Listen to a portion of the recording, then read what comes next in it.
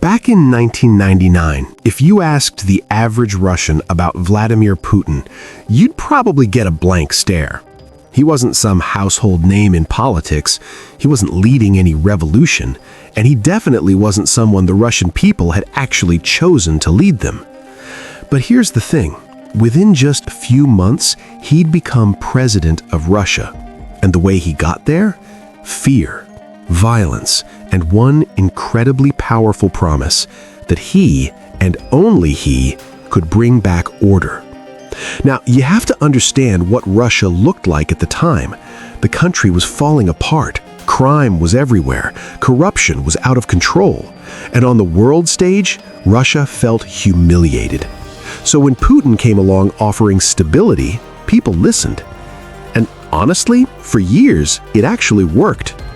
But fast forward to today, and the system he built doesn't run on order anymore. It runs on chaos, manufactured crises, endless conflict, uncertainty, both inside Russia and beyond its borders. If you really want to understand modern Russia and why Putin governs the way he does, you need to go back to that original moment. The moment when chaos first lifted him into power, and how that same chaos is now starting to turn against him. Vladimir Putin was born in 1952 in Leningrad, a city still haunted by the scars of World War II. Just years earlier, Leningrad had survived one of the longest and deadliest sieges in human history. Nearly 1 million civilians died from starvation, cold, and bombardment. Survival, not comfort, shaped daily life. Putin grew up in a cramped communal apartment surrounded by stories of sacrifice, discipline, and loss. His parents had lived through the siege. His father was wounded in the war. His mother barely survived. This environment mattered. It produced a worldview where hardship was normal, weakness was dangerous, and order was essential for survival. As a teenager, Putin was not politically active, but he was intensely drawn to authority and structure. He trained in judo and sambo, sports built on control, leverage, and patience. He also became fascinated with the KGB. Unlike many who were coerced into joining, Putin actively sought it out. After graduating from Leningrad State University with a law degree, he was recruited into the KGB in 1975. The KGB was not merely an intelligence service, it functioned as the backbone of Soviet power, surveilling citizens, suppressing dissent, and neutralizing threats at home and abroad. Putin's early years were unglamorous. He pushed paperwork and learned discipline. But in the early 1980s, he was selected for elite foreign intelligence training in Moscow, a signal that the organization saw long-term value in him. His assignment was East Germany, stationed in Dresden. At the time, East Germany sat on the front line of the Cold War. It bordered the capitalist West and served as a key arena for espionage. Putin's role involved recruiting informants, working with the Stasi, and helping steal Western technology to compensate for the Soviet Union's growing technological inferiority. But Dresden would teach Putin a far more important lesson. In 1989, communist authority in Eastern Europe began collapsing. Protests spread. The Berlin Wall fell. Crowds gathered outside KGB offices. Putin reportedly called Moscow for instructions and received none. The Soviet state, once feared and omnipresent, simply disappeared. Within 2 years, the Soviet Union itself collapsed, undone by economic stagnation, political paralysis, and its inability to compete with the West. For many, this was liberation. For Putin, it was a catastrophe. The collapse confirmed his deepest belief: when the state weakens, chaos follows, and chaos destroys nations. When Vladimir Putin returned to Russia in the early 1990s, he stepped into a country in free fall. The Soviet Union had collapsed almost overnight, taking with it the institutions that once controlled every aspect of life. What replaced it was not stability or prosperity, but confusion. Russia was suddenly thrust from a tightly controlled communist system into a poorly managed free market. State industries were privatized at lightning speed. Instead of spreading wealth, the process concentrated it. A small group of insiders, soon known as oligarchs, stripped the country of its most valuable assets. For ordinary Russians, the consequences were devastating. Inflation erased savings, wages went unpaid, life expectancy dropped sharply. Crime exploded, and organized gangs filled the vacuum left by a weak state. In some places, the mafia became more reliable than the police. Many Russians had rejected communism, but they did not expect what followed. The 1990s became associated not with freedom, but with humiliation. A time when Russia went from global superpower to a country dependent on foreign loans and Western advice. Boris Yeltsin, the first president of post-Soviet Russia, tried to hold the system together, but his government increasingly functioned through corruption, personal favors, and backroom deals. Power flowed not through institutions, but through loyalty to the president and his inner circle. It was in this environment that Vladimir Putin found his footing. After losing his KGB position when the Soviet state collapsed, Putin returned to St. Petersburg and went to work for his former law professor, Anatoly Sobchak, now the city's mayor. Sobchak was a reformer, admired in the West, but he needed someone who understood the darker mechanics of power. Putin became that person, quiet, watchful, and intensely loyal. Colleagues later described him as a ghost, always present, rarely visible, observing rather than speaking. St. Petersburg became Putin's political training ground. He learned how deals were made, how influence was traded, and how corruption could be managed rather than eliminated. When Sobchak fell from power in 1996 and faced possible prosecution, Putin orchestrated his escape from Russia, an audacious move that demonstrated both competence and loyalty. That single act put Putin on Boris Yeltsin's radar. In a system collapsing under mistrust and fear, loyalty mattered more than ideology. Yeltsin was sick, politically vulnerable, and increasingly worried about what would happen once he left office. Putin, a former intelligence officer who had already proven he would protect his boss at any cost, suddenly looked indispensable. By the end of the decade, Russia was desperate for order. Vladimir Putin understood that desperation, and he knew exactly how to use it. In August 1999, Boris Yeltsin appointed Vladimir Putin as acting Prime Minister of Russia. The reaction was indifference. Polls showed that just 2% of Russians supported him for president. Most people had no idea who he was. To many, he looked like another temporary bureaucrat in a collapsing system. Then, Russia was hit by terror. In early September, a powerful explosion tore through an apartment building near Moscow, killing more than 100 people as they slept. Less than 4 days later, another bomb destroyed a building just miles away, killing more than 100 more. Panic spread across the country. Families slept in shifts, bags were searched, fear returned to everyday life. Government officials quickly blamed Chechen terrorists, an explanation that many Russians accepted given the history of conflict in the region.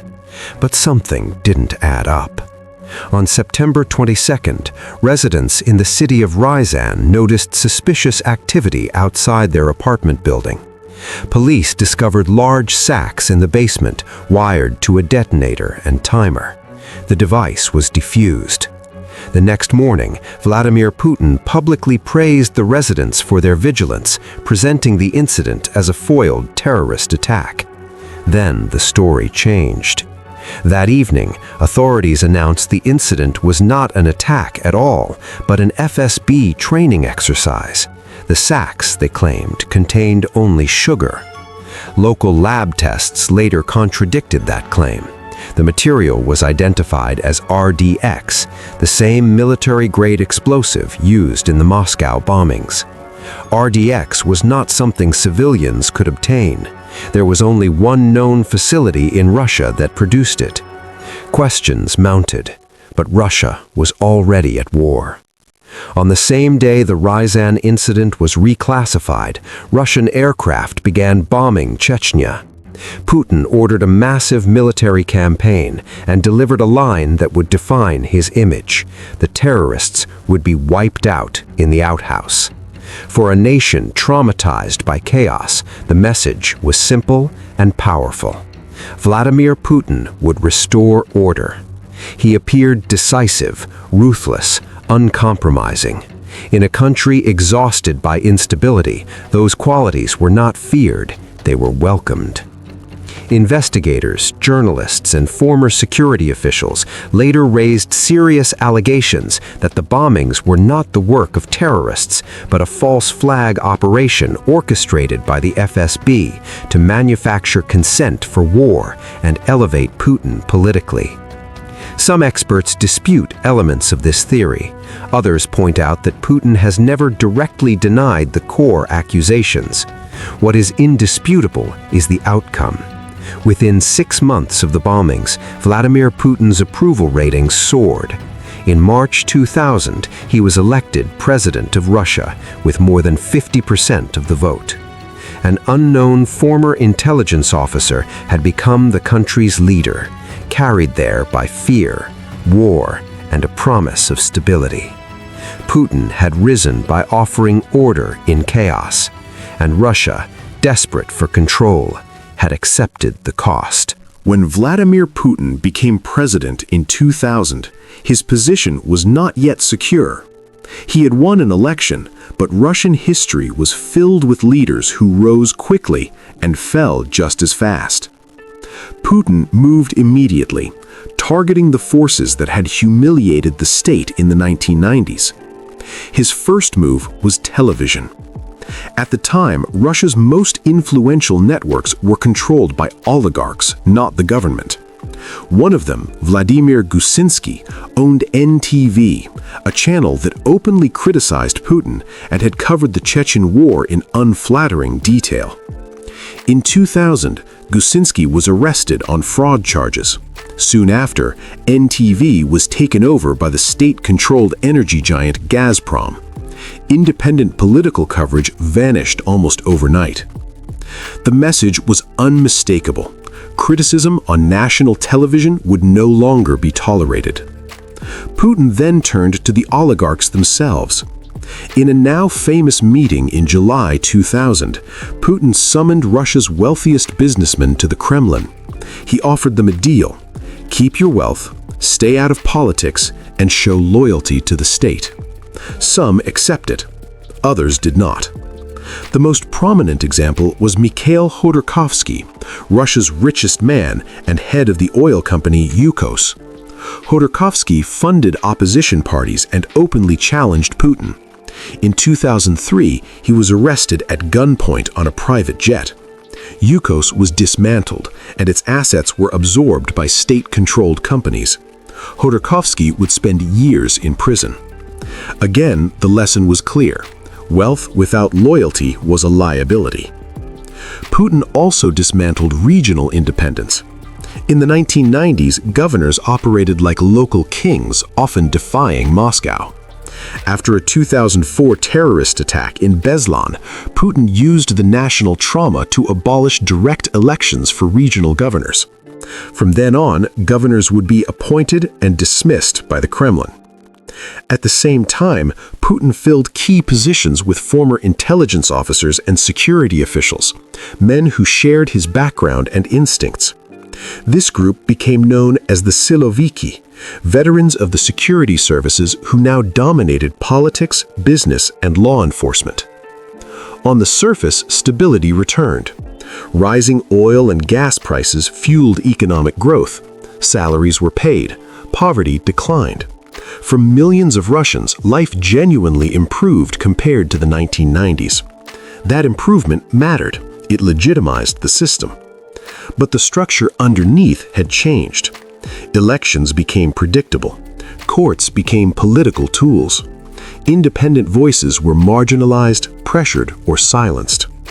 Putin had not eliminated corruption, he had centralized it.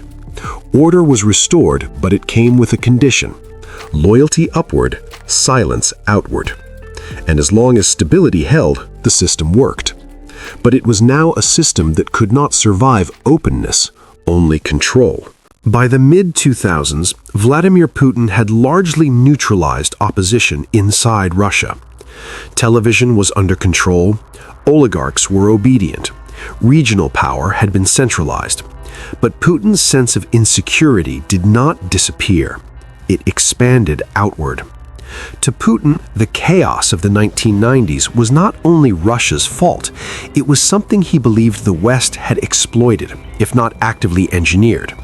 NATO, once created to contain the Soviet Union, did not dissolve when the Cold War ended. Instead, it moved east. Former Soviet allies, Poland, Hungary, the Baltic states, were absorbed into a military alliance now sitting on Russia's borders. To Western leaders, this was defensive expansion. To Putin, it was encirclement. His resentment came into sharp focus in 2007 at the Munich Security Conference. Standing before an audience of Western diplomats, Putin delivered a blunt speech accusing the United States of creating a unipolar world and ignoring international law. It was a warning. Russia would no longer accept a subordinate role. The first test came a year later, in 2008, when Russian forces invaded Georgia after rising tensions over the separatist regions of South Ossetia and Abkhazia. The war was brief, but the message was unmistakable. Russia was willing to use force to stop former Soviet states from drifting toward the West. Then came Ukraine. In 2014, mass protests in Kyiv overthrew a pro-Russian president and signaled Ukraine's growing alignment with Europe. To Putin, this was not a popular uprising, it was a Western-backed coup. Within weeks, Russian troops seized Crimea. The annexation was swift, illegal under international law, and wildly popular inside Russia. Putin's approval ratings surged. Chaos abroad had once again reinforced order at home. Over the following years, Russia intervened in eastern Ukraine, Syria, and elections across the West, not always to win decisively, but to destabilize, distract, and divide. This was not accidental. Putin had learned that uncertainty was a weapon. When institutions weaken, strongmen thrive. When rules blur, power consolidates. The same logic that had elevated him in 1999 now shaped his foreign policy. But this strategy carried a cost. Each confrontation deepened Russia's isolation. Sanctions mounted. Economic growth slowed. Younger generations grew more disconnected from the system. Putin had promised order through strength. Instead, he was building a future dependent on perpetual tension. And the longer that tension lasted, the more fragile the system became. For years, Vladimir Putin's system appeared unshakable. Power was centralized, opposition was muted. The state projected strength at home and abroad. But systems built on control carry a hidden weakness. They depend entirely on one man's judgment and one man's grip. Over time, Putin's inner circle narrowed. Independent voices disappeared, not only from politics, but from decision-making itself. Loyalty became more valuable than competence. Bad news stopped traveling upward. This created a dangerous feedback loop.